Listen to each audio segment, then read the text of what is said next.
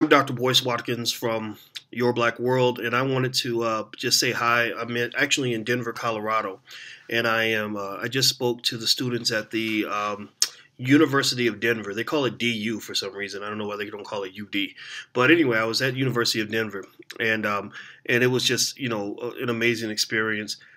I love, love, love, love, love speaking to college students, and what I really love is when students come up afterward and they tell me that the speech changed their lives, or that they're motivated to do things different, and I heard a lot of that afterward, which made me feel really good, because I try to be as honest as I can when I talk to students. I don't believe in and bullshitting anybody or telling people lies. I just, I speak to them about real stuff. I tell them real stories and give them real information, because we're not doing young people a favor by lying to them. And so something really happened that really touched me today. There was this young lady who came up to me, and I thought she was in college, but she looked kind of young, and she was about 17 years old. And she was almost crying. And she said, your speech really changed the trajectory of my whole life.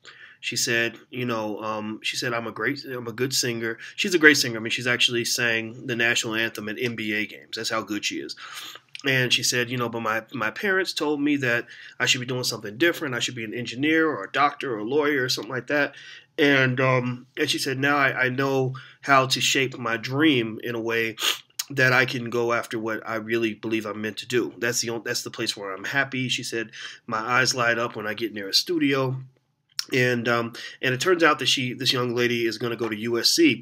And I said, well, USC, in addition to a great music school, they have a great business school. You can learn business, you can learn music. I mean, USC, now there's some racial things about USC that I brought up in the past, which still bother me.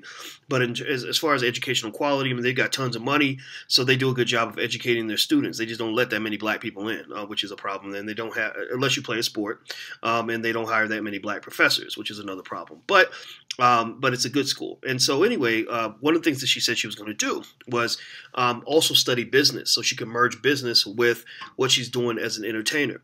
And that's one thing that I definitely wanted to share with you, is that everything has a business model. And I encourage you, no matter what you do, whether you're an entertainer or you are, doing graphic design or whatever you're doing, there's always a business model behind that.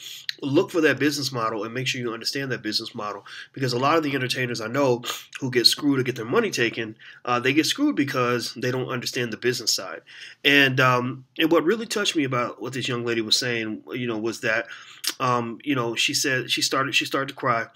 And she said that this really tells me that I can make the decisions in my own life, and that touched me too, because one of the things I want people to understand is that you can't let other people live your life for you, especially young people. Sometimes we get so much pressure from other people. We might have parents that are well-intended that tell us to do one thing. We might have friends telling us to do something else. We might have fear making us believe that we're not worthy of certain things in our lives. And I just think all of that just keeps you from your true purpose. So I was really happy, for this young woman. Of course, I wasn't going to just tell her to disobey her dad. I said, look, you got to listen to your dad. Your dad, he raised you to be the fine young woman that you are. He deserves credit for that. I said, but at the same time, your life is not your dad's life, and ultimately when it comes to our lives, we get to make our own decisions. And also, parents, I think we as parents, we might put pressure on you and say, oh, you should be doing this instead of doing that. But when you take that stand and kind of say, I'm going to go in a different direction because this is my life, we eventually accept that. We accept that. I think most normal parents do. They're not going to disown you, not hate you for life, or unless you decide you want to go, sell crack or something. But for the most part, it's not like it's the end of the world because you decided not to become an engineer. And in fact, when it comes to your life, you have to live the day-to-day of your life. The other people who are telling you what to do and how to live, they only are in your life for a small fraction of the time that you're alive. Even people that are close to us, like my own mama. I talk to my mama once every 2 weeks. So my mama's in my life once every 2 weeks for literally less than 5% of my life consists of my mother being there. So why would I let my mother tell me how to live the other 95, 96% of the hours that I'm alive where she's not around?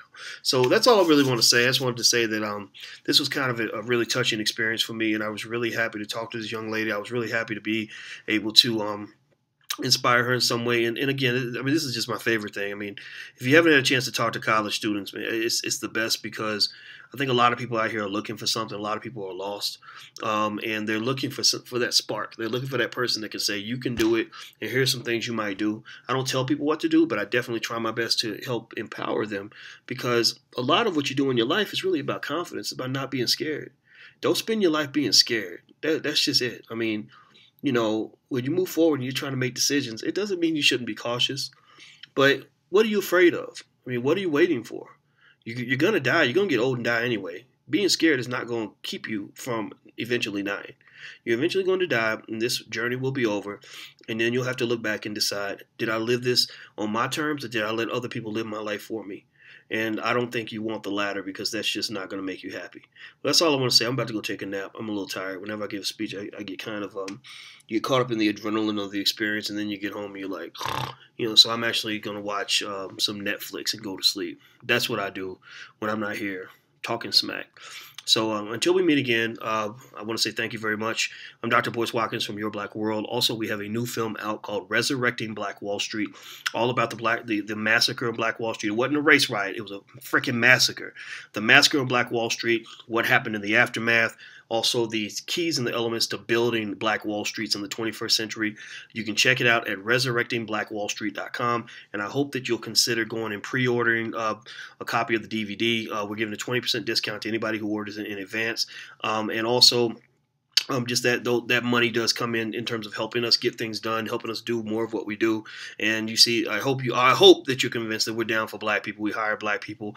We push Black issues. We do the stuff that mainstream media will not do. So your help and your support is always appreciated. So I just want to say thank you to those who have stepped out and supported us, and those who haven't, I hope you'll consider just drop us a little 20, and we'll shoot you the DVD, and it's all good. So thank you very much. I'm Dr. Boyce Watkins from Your Black World. Please take care. God bless. I'm gone.